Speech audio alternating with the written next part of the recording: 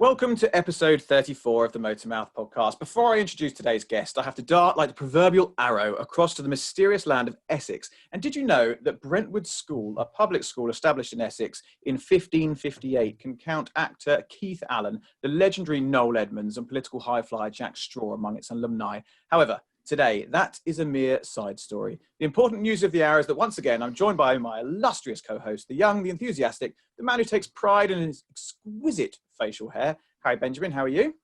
I'm very well, Tim. Thank you, as ever, for the illustrious introductions. I don't really care for Brentwood. I didn't go there. At my school, right, we had The Only Way is Essex, Mark Wright, Good Morning Britain's Ben Shepherd, and the original Frodo Baggins. So I think we're winning there.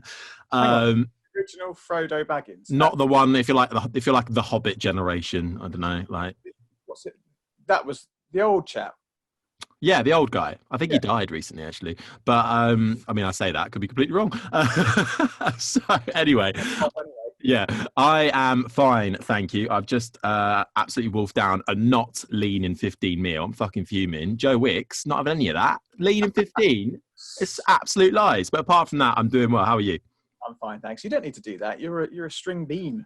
Well, I mean, my brother forced me to do it, so, you know, what can you do? No, I'm good. I'm in my office for once, for a change. Not hanging out in the bedroom. I've got proper Wi-Fi sorted in here. Nice. Hopefully it won't drop out, but much better. I've got my Chiltern helmet up there. Look. Yeah, I get it. And my first place Palmer Sports. Yeah. Yeah, Palmer Sports Aerial Atom 3 winner. Oh. And, shame that never progressed. No other news. But anyway, look, enough of us rambling on. Shall I introduce today's guest? Let's do it. So today we're joined by a man who's risen to online fame and fandom as the face of WTF1, a motorsport platform founded in 2010 with a vision to serve and connect a new generation of motorsport fans who engage on social media. Matt Gallagher is one of the guys behind the success of the business, which boasts a monthly audience of 12 million people, including over 500,000 YouTube subscribers who tune in to see Matt's smiley face. It's an absolute pleasure to have him here. Matt Gallagher, welcome to the MotorMouth podcast. Hello. What an introduction. Thank you. Matt, thanks for coming on. Now, I've been asking this literally to everybody, and it seems like you just kind of have to ask, how has lockdown life been for you? How's it all been going? Oh, well, I mean, I've probably had about 100 versions of this answer, but no, it's not been too bad. I've been one of the lucky ones to be able to continue working throughout lockdown, and the weird thing, obviously, it being such a torrid time for everybody, but the one shining light for me at least was esports and the virtual GP. So weirdly, it's been quite a good time in terms of my career, but obviously not easy for anybody. Yeah, it's that's absolutely right. And well, esports has just sort of, it was there in the background. It was already a big thing, and it just exploded. And you were right at the forefront of it. Do you think it will continue, or do you think it will sort of dissipate a little bit back into the background? I mean, I'm realistic when I think about esports. I don't think it will hit the highs of which it did during coronavirus for probably a very long time. Not until potentially more immersion, more, I guess, physical danger in sim racing, potentially like moving simulators. I don't know. But I don't think in terms of the numbers, we'll see that for a while. But it doesn't mean that we go back to where we were before. And I think the numbers there will definitely increase, because I think a lot of people have just needed that push to be able to really see what esports is, because a lot of people just go, oh, it's just a game. But then when they actually look at the entire production, they realize it is actually quite good entertainment. And I think that's what the lockdown really did kind of give for a lot of people. And obviously the repercussions of it. You know, we've seen all these issues of drivers making errors, whether that be something they've said or something in an esports game, and finding themselves losing sponsors or even race seats in some instances. So it's certainly become big things. So let's take it back a little bit. Where does this passion for motorsport come from? Have you always been a fan? Do you remember when you first got the bug? No, I don't, because I think I was about 18 months old, maybe younger, when I was just kind of plonked in front of the television. My dad my dad's a massive Formula One fan, And he, very much just, there was literally no possibility of me not liking motorsport, with the fact that it would just be on all the time, and I'd be there, not really understanding what's going on at that age. But yeah, it's been part of my life since then. And, as I was growing up, I appreciate it more and more and more. So yeah, it's been in the veins for a very long time. That's amazing, though. But what inspired you to then get involved in the YouTube scene? Because before WTF1, of course, you were quite a big name anyway as X Matty G. God, yeah, that name just gives me slight shivers when I cast my mind back to your videos used to. I used to watch them as a distraction from revising for my GCSEs. Oh no, God, yeah. But what decided? I mean, obviously, you're an F1 fan. You want to play the game and stuff like that. What made you want to take it to that next level and go right? Let's talk about these. Let's do these, ridiculous commentaries and that kind of thing, and have fun with people. Yeah, I mean, it was just a bit of fun. Yeah. Genuinely, it was a case of a bit egotistical. I'm pretty good at this F1 game. I want other people to see how good I am.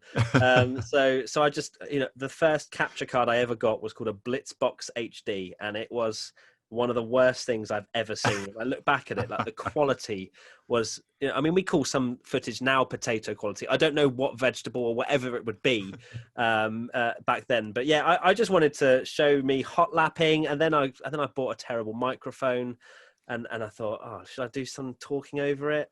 And I just remember, months I would spend on forums going, hey guys, have you seen my 114 around Catalonia? And just around so many websites trying to get any sort of views, like 100 subscribers was a massive goal of mine. And yeah, it just kind of went from there. But yeah, it was just a bit of fun, and I never thought it would end up to what I'm doing today. And how did it transition into WTF1? How did that opportunity come around? It's a funny story. So I knew of WTF1. Anytime that WTF1 would like a tweet of mine, I'd get all, I'd be absolutely losing the plot. But they didn't have a YouTube channel, and I was obviously doing X Matty G. I think I got to nearly 50k subscribers, but it was still very much like a thing on the side whilst I worked full time. But yeah, I got a message from, I think it was Tommy. Tommy sent me a Twitter DM. I don't know. He sent it somewhere, but anyway, I went to go and meet them, and I met them originally. They said they got some secret stuff going on, didn't really tell me much. And then Tommy sent me a message on Twitter saying, "Oh, great to meet you, mate. Can we have a chat at some point?" And I replied within 10 seconds. There was no kind of, no, you're chatting to a girl, give it 10 minutes. No, none of that. I was straight in. Oh, so how can I help? Yeah, what can you tell me? Can you tell me more about what? Because obviously I was waiting to hear about potential opportunity. I think actually the first time I met them was when they were just meeting a few different candidates, but I didn't know what it was for. And that's when they messaged me again, and I was like, "Hello, yeah, I'm here. Hi, help you, Tommy."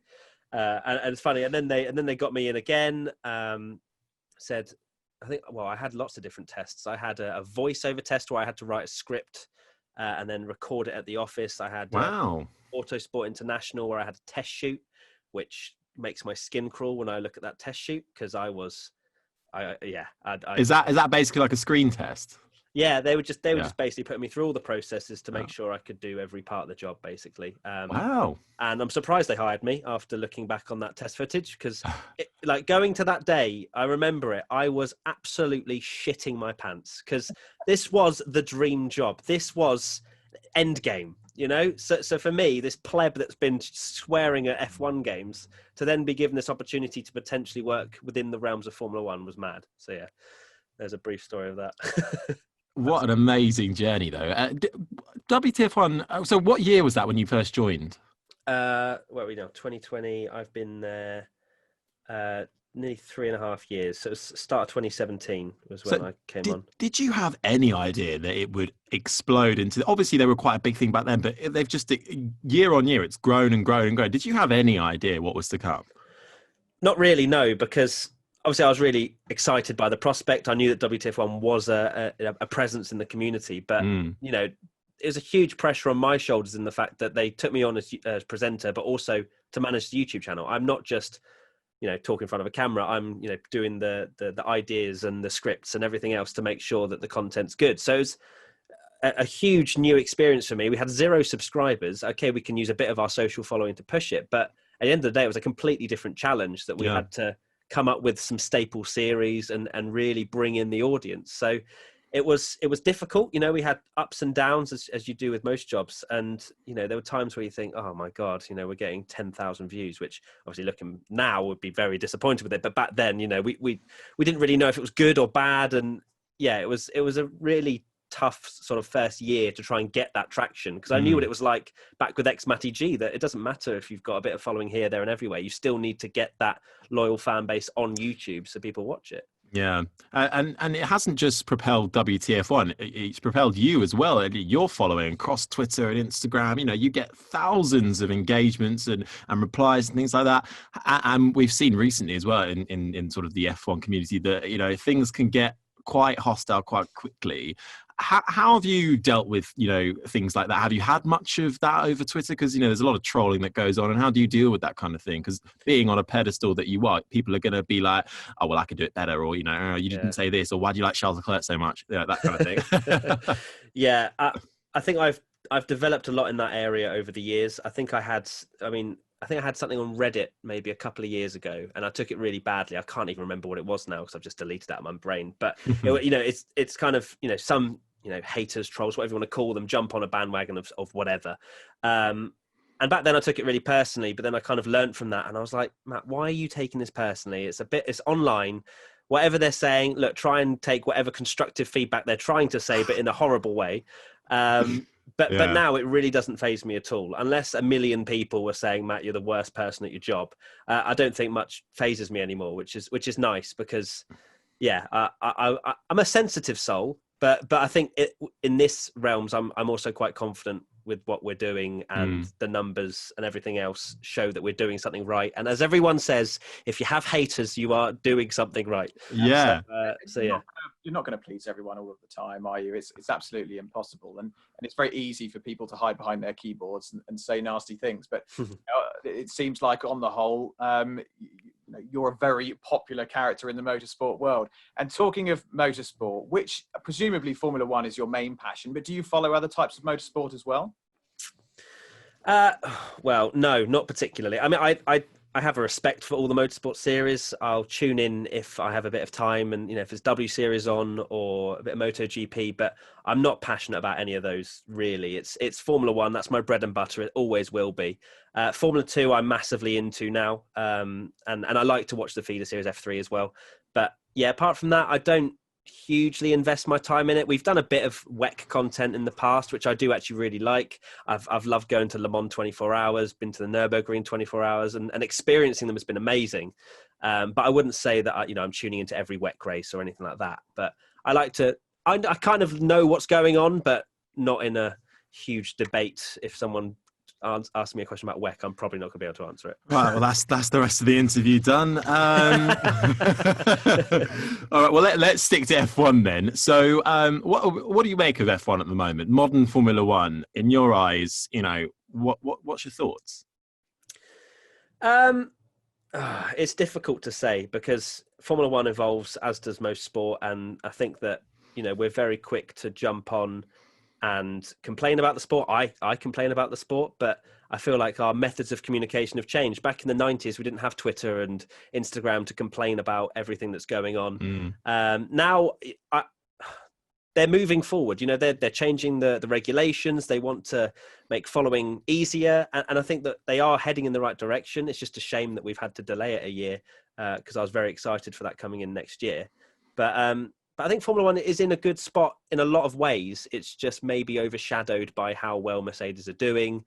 But it's difficult. I just want to see a competitive field. I think everybody does. But I think in making it accessible to fans, there's still things we can do within the broadcast, especially to kind of break that barrier of new people watching it and going, I don't have a clue what's going on. Why are those people on yellow walled tyres? Why are they on red walled tyres? What do they mean? Why is he in the pits?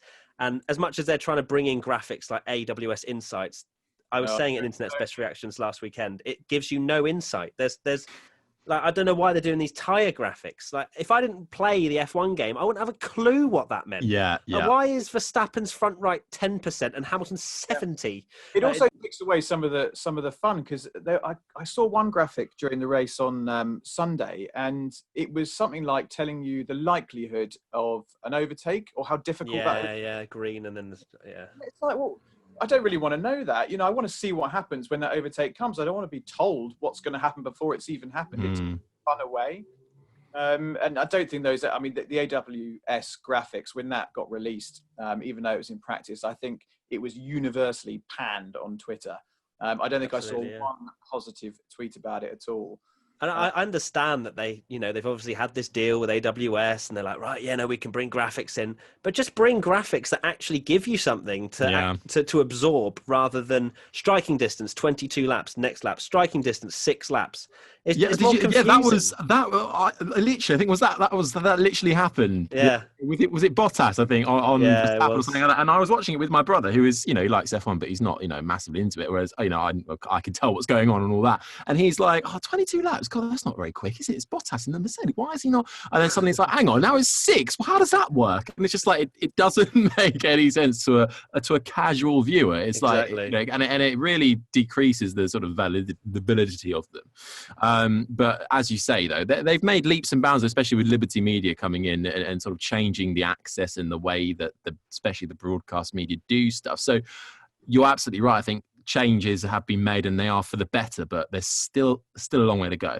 Yeah, I mean, you can't complain when you look at Formula One, maybe, God, probably only when we started WTF1, so only 3 years ago, they didn't have any presence on YouTube, really, apart from the occasional highlights stuff. Yeah. Whereas they've piled a huge amount for people to absorb content away from behind the paywall, which is obviously something that is hugely frustrating for a lot of people. But at least they're doing stuff to engage with fans. Their social media is amazing. I know the guy that runs a lot of the Formula One stuff, Charlie Eustace, and, having people like that, he's so... he's like-minded with us, and he can engage with fans, and you can see that behind the Formula One tweets rather than it being very corporate. So there is a lot of stuff that they've done after obviously Bernie moving on, but there's still things to do in order to bring more fans in. I think with Bernie for a long time, they didn't even have a marketing department. I think it didn't make money, so what's the point? Don't tell he left. Nothing was going to change. Favorite driver? Do you have a favorite driver on the grid? I think it's tough to. I mean, I obviously have this running phrase that will haunt me till I die, which is I'm not a fanboy, just passionate of Charles Leclerc. So much so that obviously I shouted it in London. But no, I don't have a favourite driver as such, because I want to see Charles Leclerc do well. There's no denying that. But I also want to see Lando Norris do well. I also want to see George Russell do well. I don't think it's fair for me to say that I have a favourite driver, but I'm not unbiased in the sense that when I'm watching the race, I'll still have positive emotions towards some drivers and negative towards others, potentially, if they've knocked someone off. So, that's what makes our content different to everyone else, is that we are fans. We make content because we're Formula One fans for other Formula One fans, and they may disagree with us. They may think I'm a Charles Leclerc fanboy, but I think the main thing for me is that whenever we do content, is that I'm not blinded by bias. I give my opinion no matter what, and it's not like Charles Leclerc's performance this weekend. I said it wasn't great because he could have easily fought back like Vettel did on the strategy, but he didn't. So where does the love for Charles Leclerc come from? I don't really know, to be honest. It was his performance in the Sauber in Baku. I was like, yeah, he's pretty good, isn't he? And then I tweeted a few things, and next thing you know, I think I then found out that he loves WTF1. He then said in an interview that his favourite page is WTF1. I was like, okay, all right, this guy's very good. And then obviously got signed to Ferrari, which was amazing. And he's such a nice character. A story that not many people know, because this was back, I think it was 2018. I was out in Mexico, and I didn't have any. It's quite embarrassing, really. I didn't have any entry to the circuit because we were doing sponsor work outside of it. And I put this tweet out. Oh God, what a shame! I'm in Mexico and I can't go to the track. This kind of half begging tweet, as you do.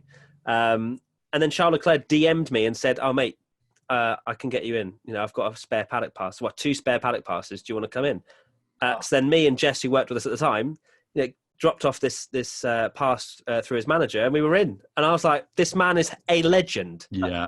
And so after that, obviously, I'm a fanboy. No, just passionate. An F1 driver drops you a DM, you know you're onto something. Yeah, you should have seen my face. I was sat on the bed. Race is literally about to start in about an hour, and I see the DM, and I'm gone, Jess, how long is it going to take to get to the circuit? An hour. Right, we gotta go. Let's go. Oh, brilliant. Well, let's talk teams now, shall we? And you put out a video recently looking at the Racing Point team and all the controversy they've garnered this year about how close it is their car is to last year's Mercedes. Is it a copy? Tracing Point, the pink Mercedes, and all that. What do you think of it? Do you think that copying teams or whatever their version is of copying, it is actually quite a valid way of performing at the moment? Because at the moment Mercedes were a second ahead in qualifying, and you just think, well, the only way to get close to them is to just try and copy them. Yeah, it's an interesting one because, you know, I'm all for teams taking inspiration from other teams, and as long as it's within the rules, which Racing Point are saying it is, you know, that they within the regulations, they haven't got intellectual property from Mercedes. They've simply taken lots of pictures and they've designed it themselves. Well, you never know, because they are taking Mercedes power unit and, you know, everything else with them as well. But it makes sense for them to do that. It makes them to go down the Mercedes philosophy if they're taking parts away from them as well to use. So I'm quite happy to see Racing Point fighting with the Red Bulls and being up there. It's a shame. I think it's not going to be the way of the future, because then every team's just going to be a year behind Mercedes, and then we're never actually going to see an innovation where they can take on the Mercedes. But for the midfield teams to get a little bit closer, why not? As long as they're playing by the rules, which we don't know if they are just yet. But and it's given Lance Stroll a chance to showcase his exceptional talents. Exactly. You're a bit of a Lance Stroll fanboy, aren't you, actually, Tim?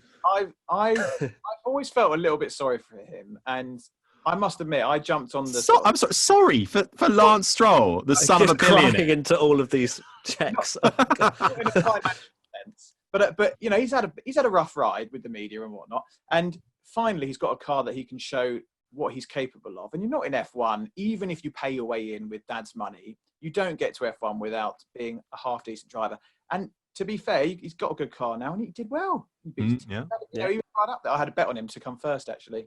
First? He lost me my money. First? Yeah, I know. I got a bit carried away. How much would you have won if he'd finished first? 300 quid. That's not even good odds. How much did you put on? Tenner.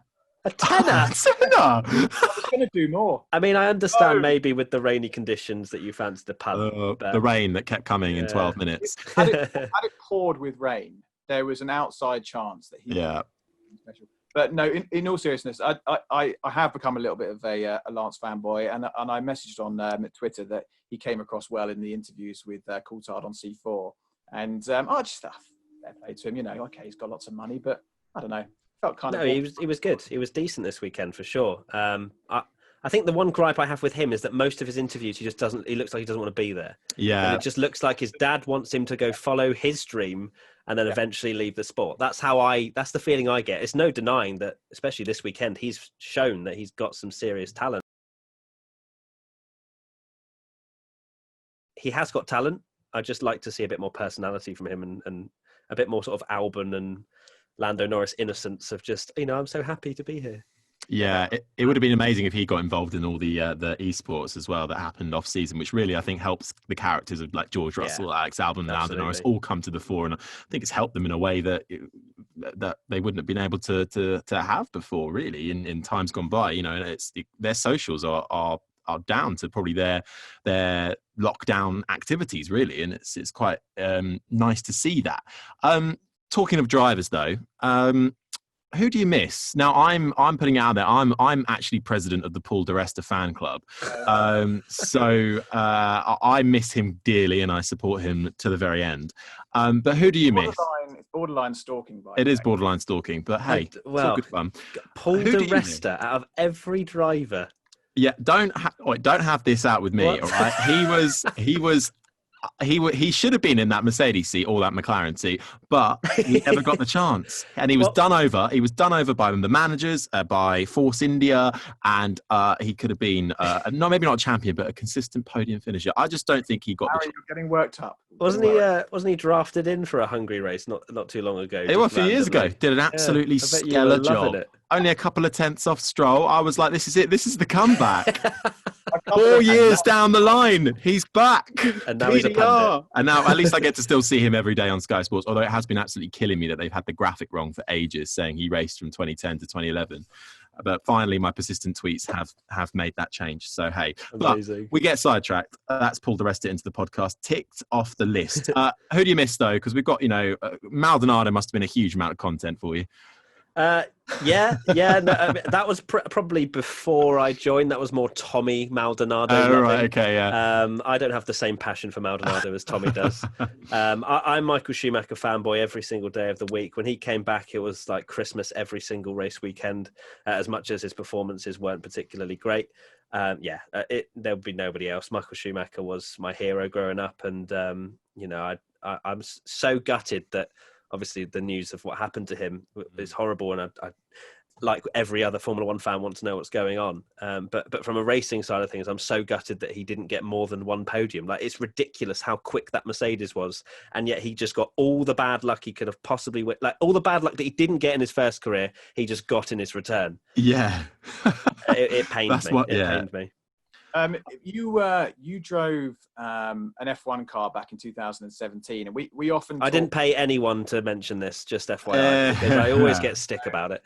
But we've spoken to a lot of people, including drivers on here, who have described the moment they first stepped up into Formula One, coming from not necessarily a driving background.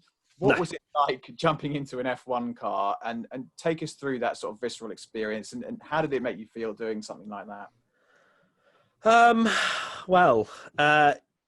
It's funny, actually. I just randomly watch that video occasionally just because I'm like, that's not real. And I just go back to, I've watched the video probably about 100 times, and I just go back and go, it's not real.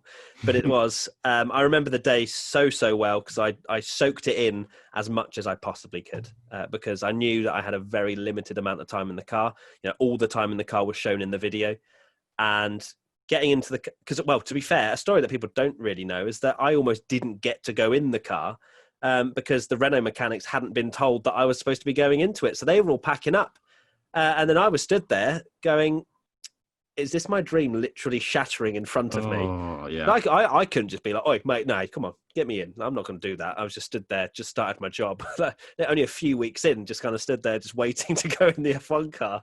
But then they turned it around, and because originally it was supposed to be 5 laps, and then that obviously got shortened because they didn't realise that I was going to be going in the car for some reason. But anyway, yeah, getting in the car, just sitting in the car, obviously being strapped in to every millimeter of my body until it was almost exploding. But just seeing the mechanics around me, I've got a helmet on, I've got my hands on the wheel, and I'm just going, how the flying have I ended up here? And they didn't, the first guy that went in had to use a clutch and couldn't get out. So basically they rolled me out because they're like, we can't be bothered to keep starting the car on and off all the time. They rolled me out, and it was an amazing day. Like, it was so beautiful. And my first thought is, right, I've got the guy in front of me telling me to basically let off the clutch, just kind of talking me through it. And I'm just going, Matt, do not stall, please. Because I stalled a blooming Clio Cup car 5 times before the day before.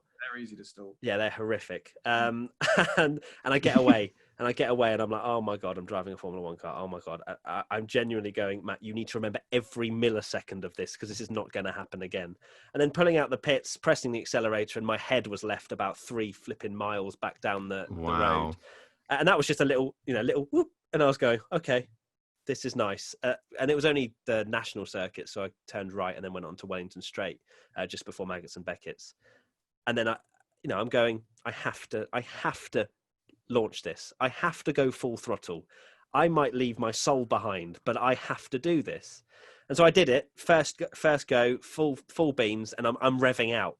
And when I was looking back at the footage, there's a camera angle that we didn't use at the time, you could see, because it wouldn't have made sense to the audience, but I was upshifting again, even though there was nothing left in the tank, because it was limited to 164 miles an hour. You know, I am genuinely, my eyeballs must have been coming out of the sockets. Oh my God. And I'm still trying to upshift. What is wrong with me? There's no gears left, Matt. They've just limited it. But the acceleration was the same, and I will never forget that to the day I die. And then I remember coming round into, is it Woodcote? I can't remember what it's called now. The right-hander before the straight into turn one again, or the old turn one again, Cops. But that right-hander, I remember downshifting and going, you've got to give this beans, because it's the only time you're going to go past the old pit straight. Cameraman's on the side. We need to give this full beans. So I did. And even the small right kink, before the old pit straight, I'm thinking, look, I've played F1 games, Matt. You can take this flat. And I just turn, and I'm like, genuinely, I was like, oh my God. So I lift it ever so slightly. You don't really hear it. And then I'm straight back on again. And I go flying past. And the funniest thing is, because the cameraman, Ethan, he couldn't keep up. So it's the worst bit of footage ever, but it's right at the end of the video. Him just going, Jesus Christ. And you can see all the Renault engineers poking their heads out, praying that I don't go into Cops and just fly off the track and into the wall. Oh my God. But apparently they didn't think that either me or the competition winner would go flat out, because we're not mental. But I was like, I'm doing this. I'm a Formula One fan. I've dreamed of this. So yeah. And then I went down the straight again, full beans. And I didn't go hard on the brakes because I didn't really know how it was going to be. And I didn't want to crash the car. So I was like, I'll go ham on the accelerator. Let's be a bit calmer on the brakes. And yeah. And then coming into the pits, I was emotional. I cried on video. I was so early into my career that Ethan was filming me when I was on the phone to my mum. I didn't have a clue that he was filming me, nor that I had my mic still on me. So I'm blabbing away to my mum, and yeah, the rest is history. But yeah, it was a very emotional day. You painted a good picture of it. Yeah. I can totally imagine no, I can't imagine how it feels, actually. I mean, the closest I've got is a Formula 3000 car, and that gave me goosebumps. I can't imagine what it's like getting into an F1 car. Now, listen, you recently had a crack at some real racing commentary. Yes. in F2. Tell us about that. How did it go? Is this the start of a wonderful journey to Formula One commentary? How did you enjoy that experience? Oh, the Formula One drive was the best experience of my life, hands down. In terms of achievement wise, this was probably up there, being asked to do Formula 2 commentary with Alex Jakes, because as with ex-Matty G, I did commentary, I did, stupid league racing commentary and, all sorts of stuff. But, I had no training in that area, no sort of real motorsport world experience. So coming into this, I felt so out of my depth. I'll be completely honest with you. I know how to talk a lot, but I just wanted to make sure I was talking sense and with some sort of content and filling. So yeah, doing it was amazing, like absolutely amazing. To commentate alongside Alex Jakes, who I rate as the best commentator in the business, was so surreal. And as the colour commentator as well, it was very difficult as someone who isn't an ex-F1 driver or an ex-driver to be able to give the analysis that is expected of you. So I kind of just tried to play to my strengths and was like, right, Matt, you're quite good at sort of analyzing what's going on, timing screens, the battles, all that sort of stuff. And I have a basic understanding of racing and everything else. So I kind of just tried to play to my strengths, not, blag around going, yeah, I can see on the front right, the inertia of the tires is blah, blah, blah. I don't even really know what inertia means, but Alex Brundle does, who I was listening to the weekend before. So I was going, how the hell am I going to fill his shoes when he's given all this analysis? But it was amazing, just playing to the strengths, as I say, and trying not to overdo it was a main thing for me. Yeah, because I think it's probably quite easy in that scenario to, once you sort of lose your thread, lose your train of thought, it's probably quite easy to disappear down a hole and I go blank. I did that a few times. Genuinely, I'll be going, I don't really have much else to say here. Even before, whilst Alex is talking, I'll be sat there going, I have nothing. I literally have nothing to offer right now, and he's about to stop talking. So then I start talking, and I pick up a point or whatever, and I start analysing something. And then I'll say, and I'm going, why have I said and? Now what are you going to say, you idiot? So I'm sat there again going, right, now I've got another point to say and I've got no more time to fill because I've got to keep talking. I can't stop. Yeah. But fortunately, that only happened a couple of times. The worst moment for me, but also the funniest for a lot of people, was calling Dan Tictum's front right tyre a 50p pence. It was close. That's going to happen though, isn't it? Yeah, no, it was amazing though. Is there any more perhaps in the pipeline, or is it just sort of wait and see? Or are you allowed to tell us anything about that? I can't announce anything, but Alex Brunder, as far as I'm aware, is doing most of them, and this was more just kind of filling the gaps. But never say never. That's what I'll say. Yeah, what a thing to add to your amazing career so far, and you're still so young as well. Now, back to quickly. Actually, no, Tim, should we do the quiz now? Oh no, let's do the quiz. Cue music. There we go. Are you doing it again? No. Right, okay. Matt Gallagher, welcome to the hardest quiz in motorsport, as termed by Will Buxton, so you know it's accurate. Now, I have got 4 clips that I'm going to play you, all in relation to Formula One, your career, and basically it's a listen, and then I'll ask you some questions afterwards, and then there's a bonus question at the end. At the moment, there are 13 points up for grabs. Top of the leaderboard is Martin Plowman with 13 points. Second is Brendan Hartley with 12.5, and third is Guido van der Gaard. What's bottom? I just don't want to be bottom. Bottom is the ever lovable Karun Chandhok with 3.5 points. 3.5 is what I need to win. Okay, all right. 3.5 points. Right, okay. That's the one to beat. You should be able to do that because Chandhok didn't really he just had a shocker. Okay. Midfield, David Coulthard on 10 points. So that's your next one after Chandhok. Right, Tim, let's play clip number 1. And I'm warning you now, this is really short. Are you ready? Here it comes. That's it. That's all you get. Right. Have another listen. Here it comes again. Now, if I didn't know the answer, I think I'd get this. Now, who is that? Lewis Hamilton. Boom. And why are they laughing? Oh. Why are they laughing? Yeah. Oh, Hamilton with such confidence there. Like, Yeah. I've got this. That's 1 point. That's 1 point. You got 2 more to get. And why is he laughing? Why is he laughing? Now, think about it. It's to do with you and your career. Why is it got to do with? Oh, it will be the me asking about the dogs. Yes, absolutely nailed it. 3 points. Say, it's the only time we've had content with Lewis Hamilton. Is it really? Yeah, that is a tough one to get. Okay, well, that's a hell of a start. Let's move on to clip number 2. Have a listen to this. Here it comes. I just headbutted a bird. We're taking the car and stuff out to see if it's died anyway. Now, how well were you listening to the first 2 Grand Prix? Now, who is that? What session are they in? And what Grand Prix is it? Lando Norris, Styrian Grand Prix, and then free practice 3. Oh. Or 2. Damn it! Okay. That's 2 points, Lando Norris, Styrian Grand Prix. And which free practice session did you say it was? Oh, God, what you said? Oh, so I want to change it from 3 to 2. Oh, you know what? You're going to get 2.5 for that one. Yes. It was indeed FP2 Lando Norris at the Styrian Grand Prix. Nice job at the moment. You're well past Chandhok. Coulthard is the next point of attack. Okay, let's have clip number 3. Here we go. Did you like that one, man? Did you like it? Right, same thing goes. Who's talking? What's just happened on track? And which Grand Prix? One more time. Sergio Perez. Yeah. He's overtaken. I'm trying to think. Was it? I will accept here just a team. Yeah. It was Austrian Grand Prix, and was it? Oh God, I can't. They roll into one because they're both at the same. You like that one? Pain and suffering. Play it again. Play the clip again. I need it. Did you like that one, man? You liked it? I know that was. Oh my God, was it? Well, you got one. You have got one in the bag for Perez. Yeah. Look at the turmoil. God, my tough God. one here. Literally. It's the reason it's the hardest quiz. I'm having an absolute blank.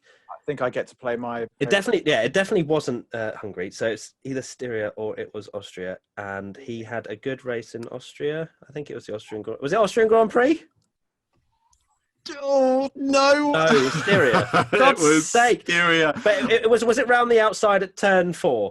No, it wasn't turn 4. 5. Yes. It's turn 5. I'm going to give you 1.5 points for that one. So it was Perez at the Styrian Grand Prix going around the outside of a McLaren.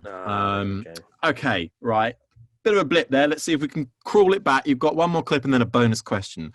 Let's play final clip, please. Here we go. Oh, this is fast. Now, who is that? What's the context of what they're saying and what session are they in? Okay, I'm confident with this one. Carlos Sainz, Austria, FP1.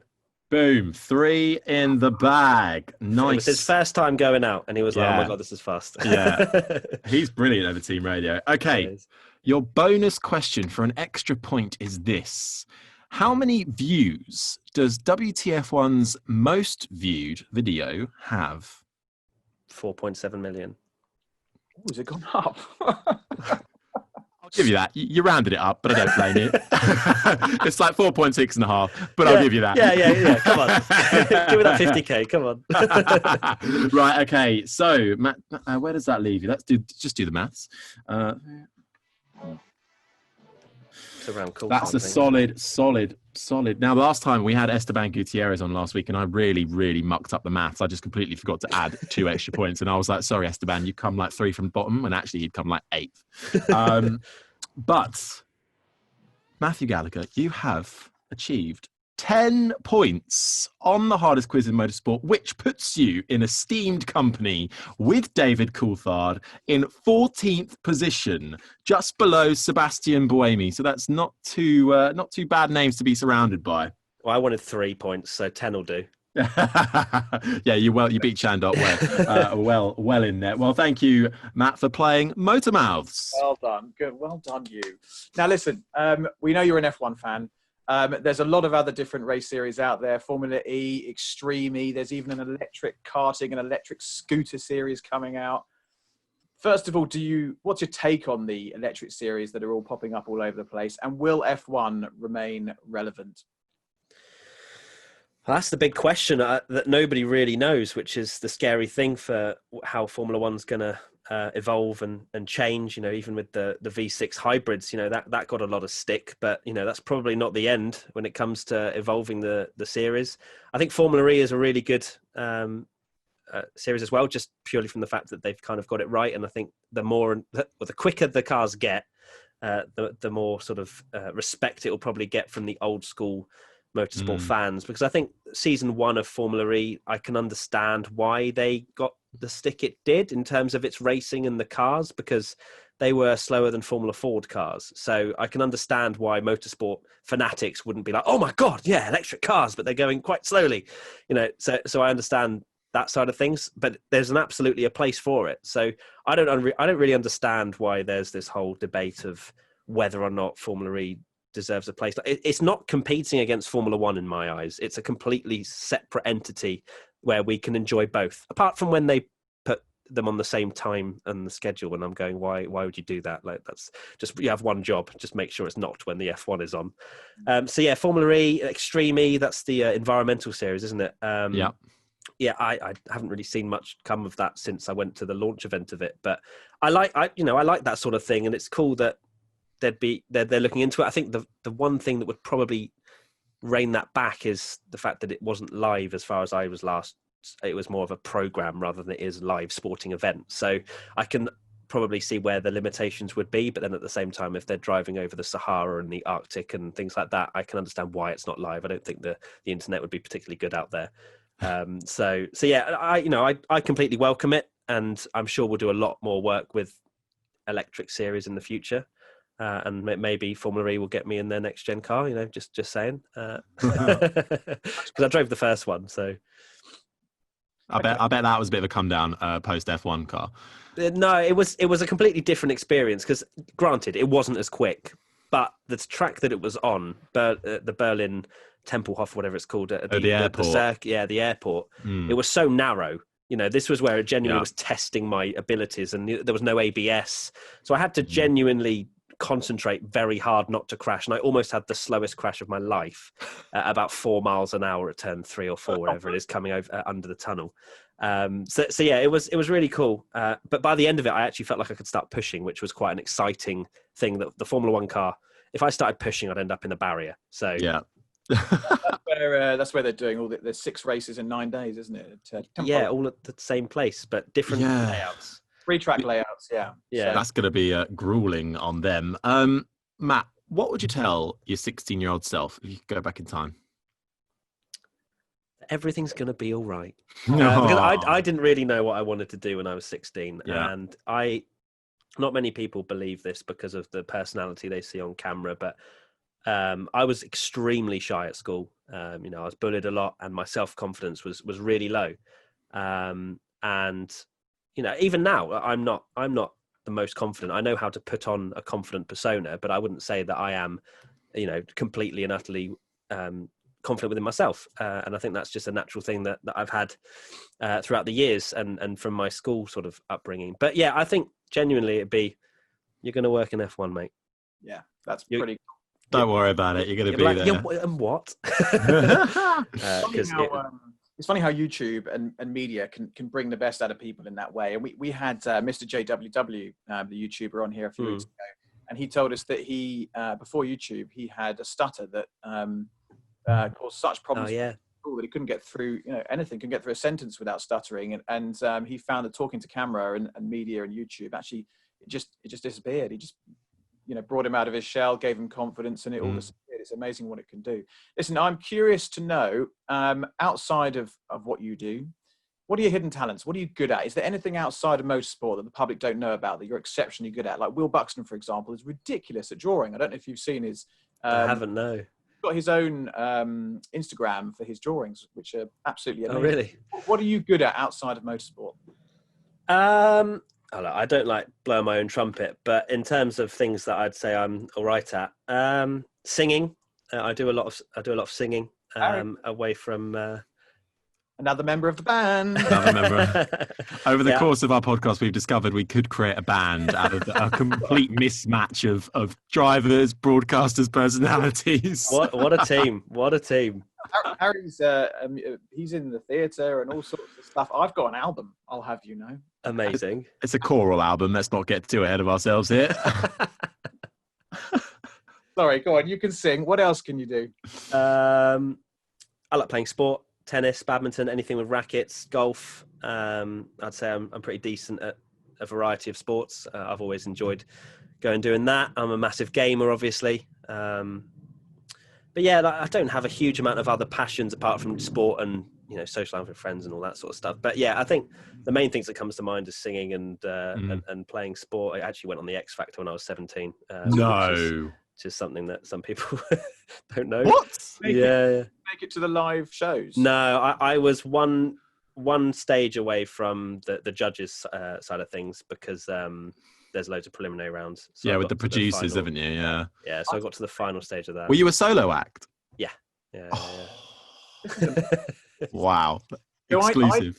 I did that I can't remember what hotel or where we were. It's 8 years ago, and I did that, and I got there was about 8 of us going into the room that they send you into to do that, and there was an 80-year-old man in a cat suit, and he got through, and I didn't, and I was like, that's it, that's life. Yeah, I saw 2 people in chicken suits get through on the first round. Yeah, it's great. Great for the self. Yeah. Okay, let's flip it around. What are you crap at? What are you absolutely awful at? Drawing. I am the worst. Oh my god! I mean, my mum did all of my art homework, so they thought I was amazing until I got to the exam, and then they were like, "What's going on here, Matt? You can do a stick man." But yeah, no, drawing horrific. Yeah, I think that'd be my main one. Now, I think I may know the answer to this, but from your career so far, what's been your biggest highlights? Well, we've mentioned 2, which was the F2 commentary and driving. If you had to put one on the top spot, the F1 car, without a doubt. Yeah. That will never be topped. It may not even be topped by a childbirth or getting married, but I won't tell that to my future fiance.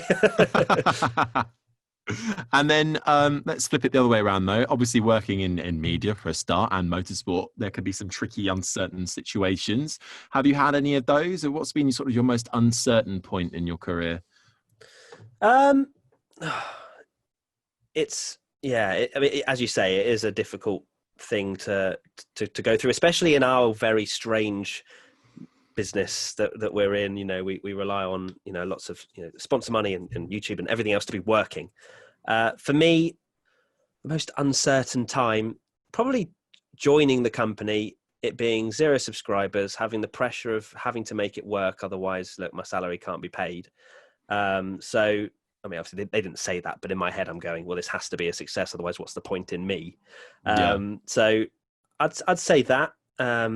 When coronavirus hit, you know, there's obviously concerns there as well about what's going to happen with my job. You know, as much as, you know, if the money runs out or whatever, we still can't, well, in my head, I'm going, well, I still can't stop what I'm doing with WTF1 because we can't just pause. We can't go on furlough. Like, so fortunately that was never mentioned. But those are the kind of concerns in my head when obviously all of this started. But I guess, yeah, probably the start when we didn't know if it was going to be a success, didn't know how long it would be for, because Car Throttle was very much a startup company at the time. That was when they first bought WTF1. So it was very much kind of going month by month and trying to make it a success. Yeah. And we like highbrow content here on the MotorMouth podcast. So this is a very highbrow question, one that we asked British touring car driver Tom Chilton, and my wife actually. Occasionally, I say to Chloe, "Give me a question that we can chuck into the podcast," and so it's her to blame for this. I take no responsibility. Would you rather be covered in scales or feathers, and why? Can't say I've really experienced either, so I'm trying to. Scales, because I feel like I'd get less hot. Now, I don't know if that's the case, but I'm a really hot person, not in terms of me blowing my own trumpet, in terms of genuine temperature. The summer is horrific, and if I was had a just covered in feathers, I think I would internally combust and die. So I feel like scales would be better. I could like reflect the sun. I don't know. Biology. Yeah, I think. Did Chilton go for scales? I think. Yeah, it was something about that he could go in the water then, or something like that. I don't know. He seemed to have a proper logic behind the answer. It was very interesting. Hey, there was definitely logic there as well. I think. Sorry. Yeah. No, I can sympathise. I'm a hot person that cannot be dealing with the summer heat. No, thank you. Yeah. Look, Matt, we have a final 3 questions that we ask to all of our guests. So I'll kick off with the first one. What's got you excited at the moment?